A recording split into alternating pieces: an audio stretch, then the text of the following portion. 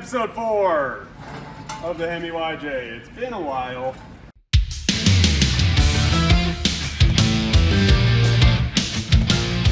We've been super busy at the shop. As you can see, some more stuff has been done. I got my boat sides on, I got my corner armor on from Dave's Custom Unlimited, and the door skins it's just kind of there just to show it off. That's also from Dave's Custom. I need to build the tube insert, but all the stuff is super easy to install. The corner armor and the boat sides took me about a day to do, and the boat sides came with these nice countersink stainless bolts, and on the inside I put lock nuts on the inside, and it attaches to one of your body mounts down here. And you can tell, I'll put some pictures on the video so you can see how much you actually gain out of clearance for that. The corner armor does not come drilled, so you can mount it in whichever way you want, and I wanted to kind of keep the look of this. So I drilled and countersunk all of these holes. I've got the stainless bolts on order, so they'll be here so they'll match. But that wraps all the way up. I need to do some cleaning up on my comp cut, but that's pretty much mocked up and bolted down. So on both sides, both sides we got the rear lights. It comes with holes drilled in it or CNC'd in it for tail lights, obviously, and I just went with the blacked out like 4.5 or 6 inch light. They work pretty good. I don't have my brake switch in, or I'd show them to you, but also my seats are in.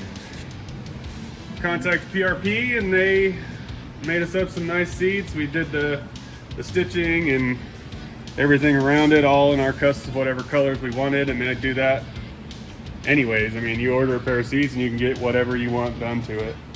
So they came out nice. I got those mounted in the other day. My dash is in, obviously. We're doing mock-ups and everything on it.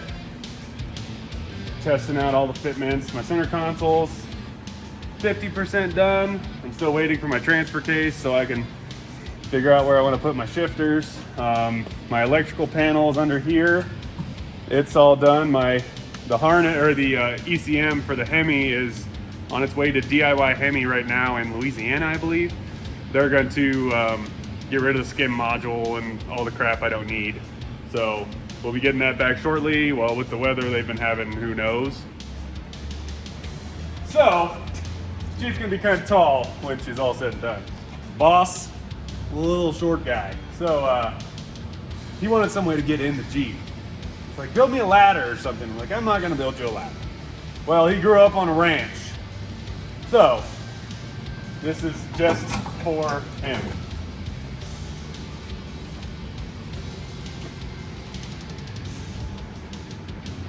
It's perfect.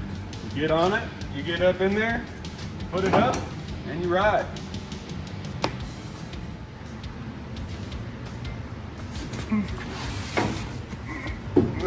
All right, we're in. So let's talk about one gauge. It's been popping up more and more on the car scene. We ordered a 7-inch touchscreen from them. This is the high intensity screen, since we're going to be off-road in the day, and you can change the brightness of it. So that's also a very big plus. I've got it wired up now to a switch. So we'll turn that on, let her warm up, and we'll talk a little bit more about our setup for this screen. This is the screen that I'll probably leave it on. We opted for pitch and roll, so it shows pitch and roll the vehicle as we're driving along. I've got the computer mounted, or I'd show you the difference in it. It's got all your sensors you need. It's pretty much the perfect setup. We don't have a speedo for the 545 RFE trans, so I opted for the GPS speedo. So this is our little GPS antenna that will plug into the computer, and it'll show our speed and whatnot. And so that's a nice addition. This is a little just dimmer switch for the screen. This isn't the only screen they have though. I don't know if you've seen any of their videos, but this alone, I think there's 10 different screen setups just on this one unit. And he's coming out with more and more every day. I mean, this is the end, so you go all the way back. All right. So like super 80s stuff. I mean, I just saw they had a Star Wars edition out where it looks like the inside of one of the ships. I mean, it's cool. And I mean, it does everything you need it to.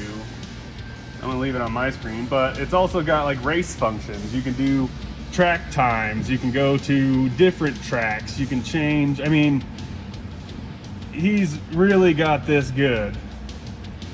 I'm all kinds of wonky, but I mean, it's for the money, not having to buy a Holly, not having to buy any of that other stuff, it's definitely worth it. This is the wireless OBD2 one, so it comes with a wireless OBD2 interface that you just plug into your harness. In this case, I got a Swap Specialties harness for the standalone for the Hemi.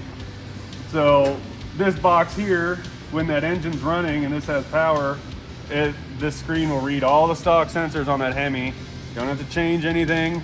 It's perfect. It's exactly what I needed. It probably is broken, but it's exactly what we need for this project. You can set like our fuel cell in the back here. It's got a level sensor in it, so you just tell him the ohmage of your level sensor and he'll program it into it so it'll show your correct fuel level. I mean, and he's the best guy to work with. I highly recommend going to One Gauge and checking him out. It's just the coolest thing. It's really gonna set this Jeep apart, I think, other than our leaf springs. But yeah, that's about where we're at now. I'm just doing some wiring and I'm making harness and running lights and all the fun little stuff until all my big stuff shows up. Still waiting for my front axle outboard swap. Advanced Adapters got with me the other day and said that my transfer case is extended out about another month, which it happens. They hand build them, so I'm not mad at anybody. It's just, I want it. So at the end of every episode, we like to talk a little bit more about the business, Alcan Spring. We're still full throttle, man. I mean, we're 6-7 weeks back. You order a set of springs, which is good.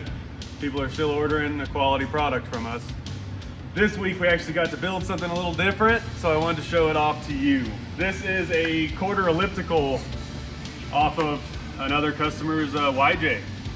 And these were his original ones. He sent one of them in to us, and we pretty much copied it exactly. We put a military wrap on it, and we stiffened it up a little bit. He said he wanted it to be a little bit heavier of a spring.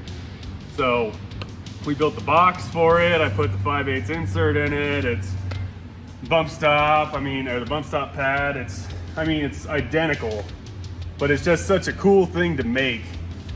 And it's just awesome. I think it's awesome that people can show us this kind of stuff and we can duplicate it for them. So thanks for tuning in to this episode of the Hemi YJ. Who knows what the next one will be, so keep watching.